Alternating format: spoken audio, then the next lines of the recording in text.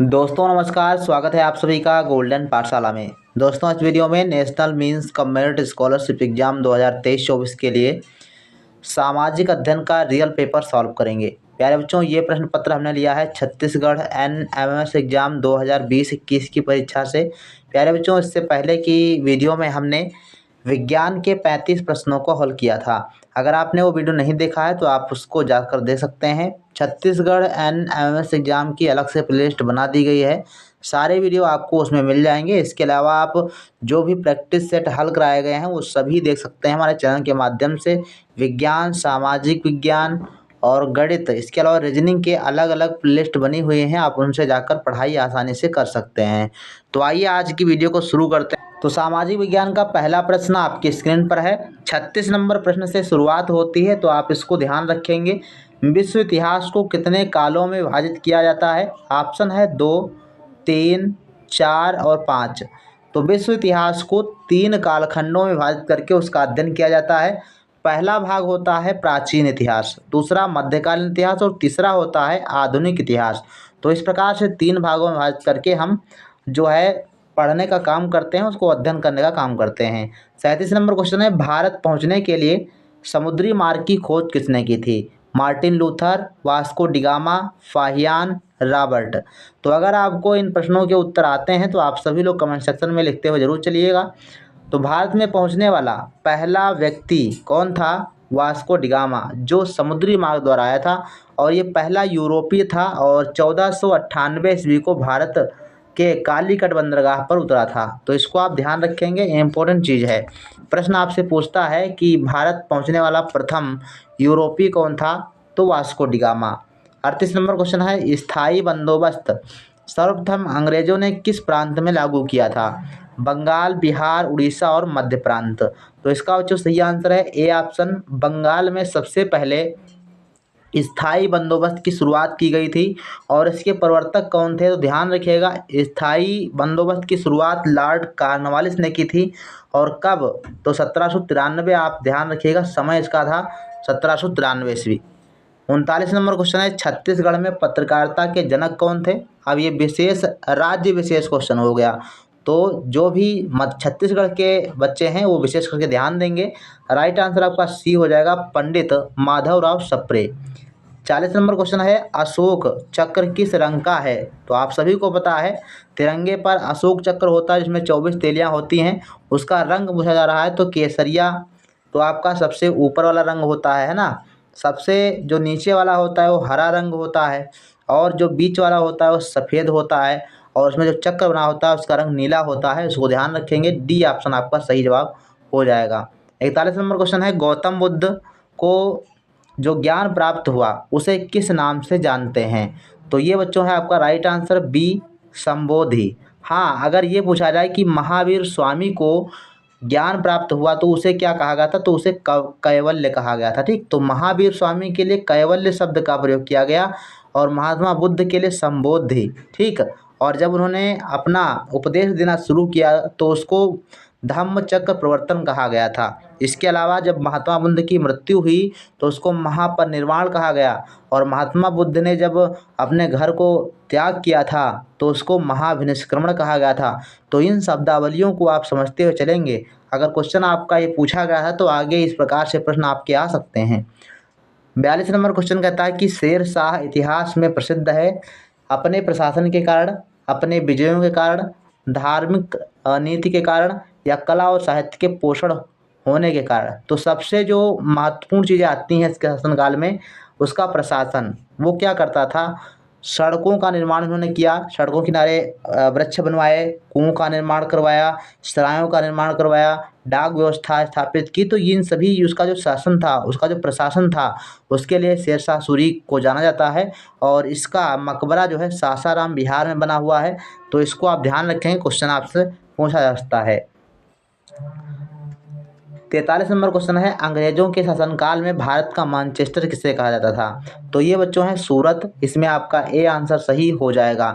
अगर वर्तमान की बात करें तो भारत का मानचेस्टर अहमदाबाद को कहा जाता है, ध्यान रखेंगे। 44 नंबर क्वेश्चन है, टीपू सुल्तान कहाँ के शासक थे? तो टीपू सुल्तान मैसूर के शासक थे, इन्हें शेर ए मैसूर के नाम से जाना जाता है।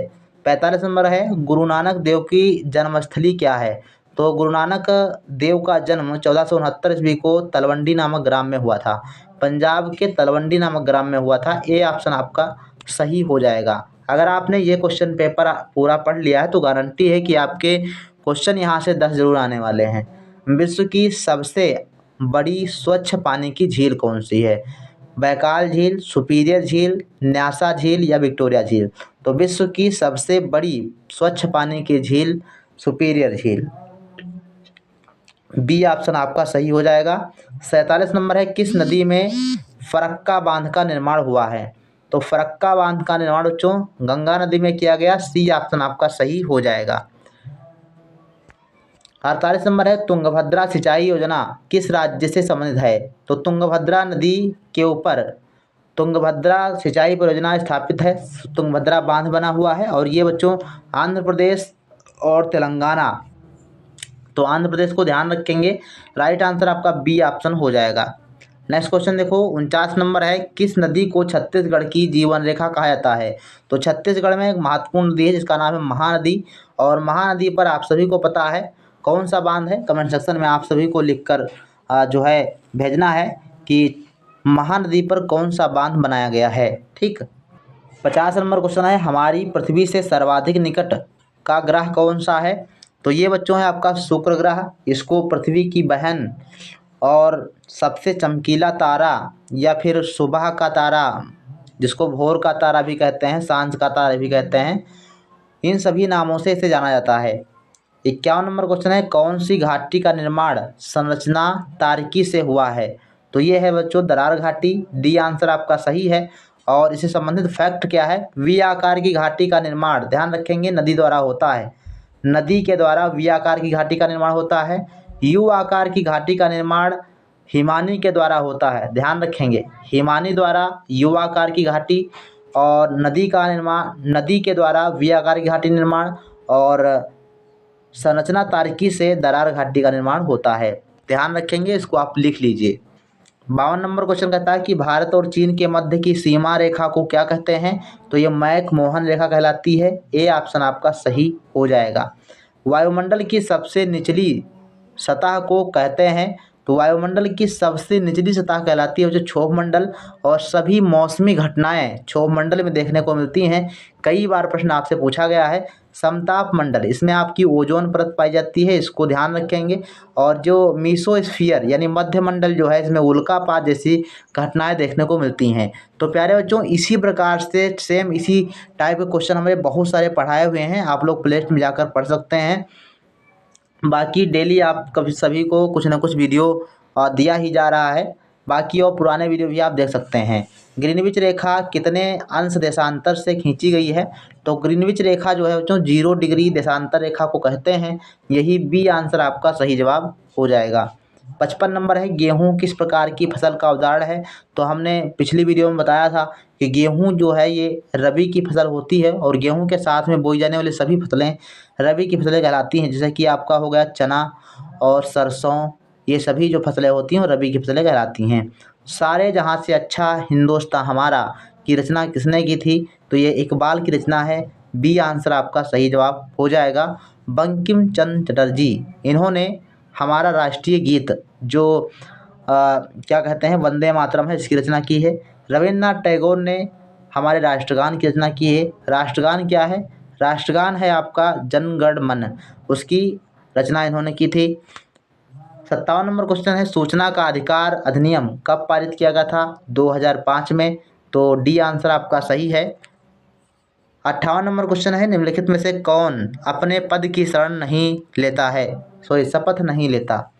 अपने पद की शपथ कौन नहीं लेता है? वो है बच्चों राष्ट्रपति। ए आंसर आपका सही है। उप सरपंच को कौन चुनता है? सरपंच, सभी पंच, गांव के सभी लोग चुनाव द्वारा। तो उप सरपंच का चुनाव सभी पंच मिलकर जो है करते हैं। बी आंसर आपका सही है। 60 नंबर क्वेश्चन संविधान प्रारूपित समिति के अध्यक्ष कौन थे? बहुत ही इंपॉर्टेंट क्वेश्चन बच्चों है। संविधान की प्रारूपी समिति के अध्यक्ष डॉक्टर भीमराव अम्बेडकर थे।